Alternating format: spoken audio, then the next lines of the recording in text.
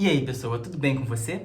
Se eu te perguntasse agora o que é execução penal, você saberia me responder? Ou se eu te perguntasse por que a execução penal é importante, você saberia me responder? Tem certeza?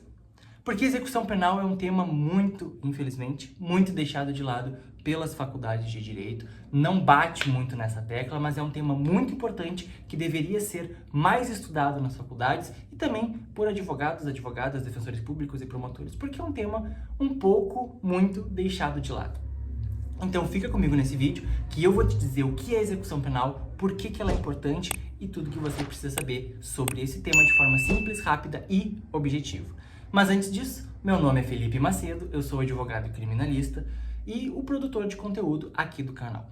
Tá? Se você já assistiu algum vídeo desse canal, sabe que eu faço bastante resumos, bastante resenhas, mas não só. Indico filmes, séries, tudo com relação, com nexo ao mundo jurídico, principalmente na área penal, na área criminal.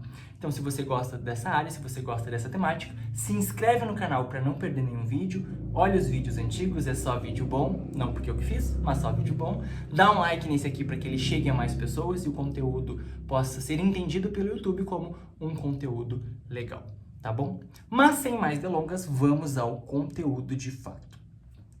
A execução penal, ela é o seguinte: nós temos um indivíduo que comete um crime.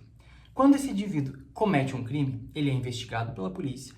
A polícia indicia ele pelo crime, vai para o Ministério Público. O Ministério Público denuncia essa pessoa, ela se defende, marca-se uma audiência de instrução e julgamento, onde ela vai ser ouvida pelo juiz, as testemunhas, tudo vai ser feito direitinho. E aí, vai para o Ministério Público fazer uma última acusação, vai para a defesa fazer uma última defesa, que é chamada de memoriais, ou alegações finais, que pode ser oral em audiência, ou de forma escrita posterior à audiência. Sai uma sentença. Vamos lá, réu condenado a 10 anos de reclusão, né? 10 anos de cadeia. A defesa recorre, vai para o Tribunal de Justiça, perde o recurso, recorre para Brasília, no STJ, perde o recurso, acabou os recursos, transitou em julgado o processo. Tá? Transitou em julgado significa que não cabe mais recurso, vai ter que começar a cumprir a pena.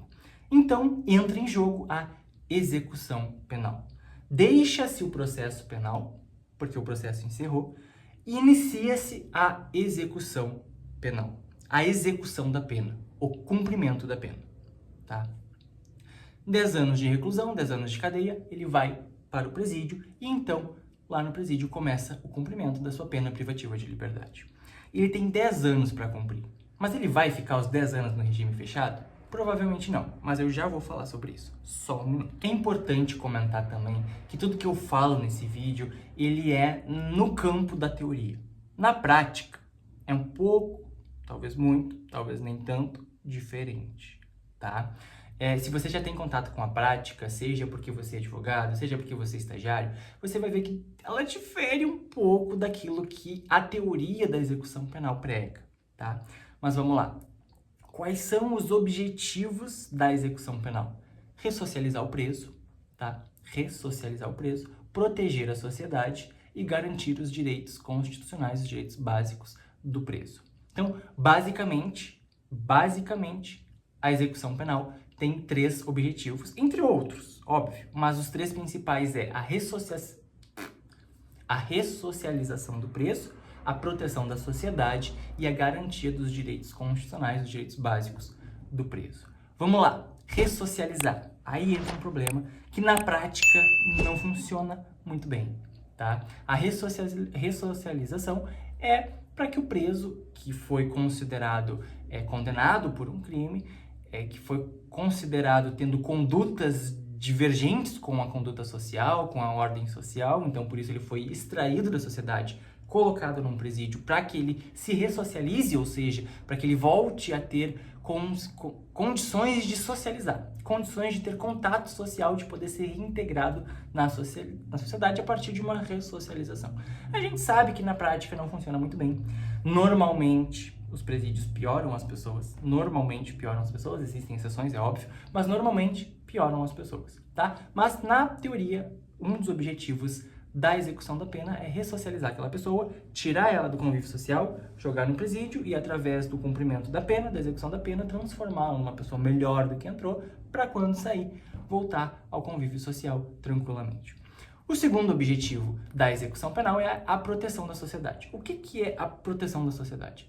É tirar um indivíduo que põe em risco a sociedade, que põe em risco a ordem pública, tirá-lo do convívio social, prendê-lo num presídio até que ele cumpra a sua pena e saia de lá uma pessoa melhor.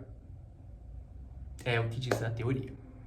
Para quando voltar para a sociedade, ele não expor a risco a sociedade, tá?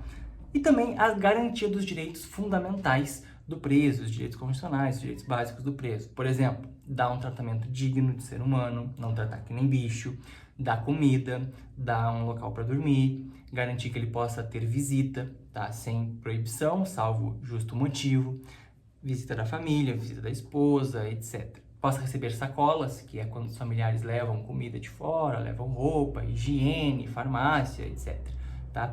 A execução penal tem que garantir que isso aconteça. Porque o que acontece? Nós temos lá o Código Penal. O Código Penal vai prever lá os crimes, no artigo 121, matar alguém, o artigo 122, indução, auxílio, não sei o que lá, suicídio, e o aborto, e o crime de assalto, e o crime de não sei o que, e o crime de não sei o que. Lá no Código Penal tem os crimes. No Código de Processo Penal, nós temos os procedimentos para o processo penal. E a execução penal, ela é prevista na Lei de Execução Penal, a LEP, que é uma lei própria que regula a execução penal, como a execução penal tem que funcionar. Tá? Então lá vai dar os direitos do preso, os deveres do preso, o que o juiz tem que fazer, o que o promotor tem que fazer, o que a defesa tem que fazer. Basicamente, a LEP serve para assegurar o cumprimento da pena, tá? Assegurar os direitos do preso e o fiel cumprimento da pena. Porque quando a pessoa está cumprindo uma pena no presídio, ela sai da competência do juiz daquele processo que a condenou, tá? O juiz que a condenou não vai ser, via de regra, o mesmo juiz que vai cuidar da execução penal, porque ela muda a competência. Ela sai do rito comum da justiça criminal e passa para o rito especializado da execução penal. Então, deveria ter um juiz especializado na execução penal para cuidar daquela pena, um promotor especializado para fiscalizar os pedidos da defesa, os pedidos do preso, e uma defesa que saiba também trabalhar na execução penal, que saiba quais são os direitos. Eu confesso que eu não tive execução penal na faculdade. Não sei você, se você que está vendo esse vídeo é estudante, você aí, ó, você que está assistindo esse vídeo é estudante de direito, me fala aí nos comentários se você estudou ou vai estudar direito penal. E se você já é formado, me fala se você estudou execução penal, tá? Porque eu não tive e tenho curiosidade de saber se as pessoas têm, porque eu vejo muito advogado com dificuldade na execução penal, porque não entende muito a respeito daquilo que está acontecendo, não sabe a base, não sabe a teoria, não sabe o básico, e aí quando chega para atuar como advogado já tem dificuldade, porque aí já tem que estar um pouco mais avançado no conhecimento da execução penal, tá? A lei de execução penal, ela prevê regimes, ela prevê saída temporária, livramento condicional, trabalho externo, tornozeleira eletrônica, tem várias coisas que dentro da LEP para garantir os direitos do preso. Porque se o intuito da execução penal é ressocializar o indivíduo, não faz sentido que ele fique, por exemplo, nesse caso nosso aqui, condenado a uma pena de 10 anos, não faz sentido que ele fique os 10 anos dentro de um presídio e aí simplesmente no dia seguinte ao que completou 10 anos, ele saia livre, leve, solto e volte para a sociedade. Não faz sentido. Então tem que existir uma forma progressiva de que aos poucos ele tenha contato com a sociedade, aos poucos ele volte a trabalhar, aos poucos ele comece a frequentar a sociedade, até que a pena termine. Então, por isso, a LEP prevê as progressões de regime. Tu começa no regime fechado, quando é condenado, a uma pena acima de 8 anos, uma pena de reclusão acima de 8 anos, começa no regime fechado, ou seja, trancado na sua cela, sai só pro pátio. Ok. Passa-se um tempo, não é isso, o vídeo não é para esses detalhes, esses requisitos, então eu não vou me ater a eles. Se você quer um vídeo sobre isso, deixa nos comentários que eu posso providenciar um vídeo mais detalhado sobre progressão de regime. Mas, passa-se um tempo, ele progride para o regime semi-aberto, tá? No regime semi-aberto, via de regra, ele pode sair para trabalhar durante o dia e volta para dormir durante a noite. Isso quando não se tem os estabelecimentos adequados para que ele possa trabalhar. Porque a LEP prevê que tem que ter umas colônias agrícolas, uns estabelecimentos específicos para ele trabalhar, que no Brasil não tem. Tem 1 ou 2 ou 3 ou 4 no Brasil todo. Não tem. Então, em uma comarca que não tem estabelecimento próprio para o regime semiaberto, o preso pode sair para trabalhar durante o dia, se tiver um emprego, e volta durante a noite e dorme no presídio. Aí nós vamos para o regime aberto. Depois de um tempo cumprindo isso, sempre cumprindo as regras da LEP e as regras do presídio que a pessoa está, né? Óbvio, ela não vai cumprir X tempo e sair para o semiaberto se não cumprir as regras. Ela tem que cumprir as regras. Cumpriu mais um tempo da pena no semiaberto, passa-se para o regime aberto. O regime aberto também tem colônias agrícolas também, é uns estabelecimentos adequados que no Brasil não tem muitos. Então, vai depender da comarca, vai depender da cidade, tem que se tomar um desvio na execução, né? Tem que tomar-se uma forma que seja plausível para que ele cumpra um regime da forma mais benéfica e adequada para o regime aberto. Aqui onde eu moro, por exemplo, no regime aberto, os presos vão para prisão domiciliar com tornozeleira eletrônica. Não sei como funciona aí onde você está assistindo esse vídeo. Se você souber, pode me comentar aí nos comentários a cidade que você é e como funciona. Aqui, o regime aberto, a pessoa vai para casa com tornozeleira eletrônica, vulga prisão domiciliar. E essas são as fases da progressão de regime. Tem também o livramento condicional, que é um prazo maior que a pessoa tem que cumprir, via de regra. Cumprir alguns requisitos ali, não ter falta nos últimos 12 meses, bom comportamento, e aí ela recebe o livramento condicional. Tem também as chamadas saídas temporárias, que são benefícios do regime semiaberto, que no regime semiaberto a pessoa sai para trabalhar durante o dia, volta para dormir no presídio durante a noite. A saída temporária, ela passa 7 dias na rua. Você já deve ter ouvido aí a saidinha de Natal, saidinha da Susana von Richthofen no Dia das Mães. Saída temporária é um direito do preso em semiaberto que ela pode passar 7 dias na rua, tá? 7 dias, e aí sem ter que dormir no presídio. 7 dias na rua, 7 dias em casa, termina 7 dias, volta pro presídio, segue cumprindo a pena normal, tá? Tem o trabalho externo, né, que a pessoa pode trabalhar fora se tiver a carta de emprego. A pessoa está no semiaberto, e se o presídio fornece possibilidade de emprego, ele trabalha para o presídio, mas se não, ele tem uma carta de emprego na empresa da Vivo. A Vivo quer dar um emprego para ele. Ele junta a carta de emprego, sai para trabalhar na Vivo.